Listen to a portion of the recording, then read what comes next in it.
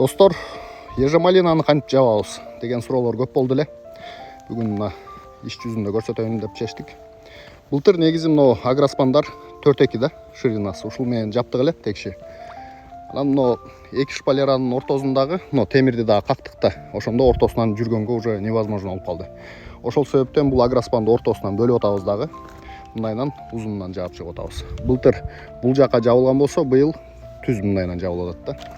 Анан тегерек четтерине сөзсүз ушундай топурактардан ташташ керек. Себеби шамал каттуу болгондо ачып салат, ачылган жер сөзсүз үшүк алат да. Мына көрдүңөр, эки жагы тең жабылган ушундай. А булар болсо ушундай эле жаткызылган. Темирден бул жагына чыгарылып, байкадыңар да, үстүнө жабабыз, эки жагыны топурак менен көмүп чыгабыз. Анан бул агроспандын 60 микрондугун алыш керек.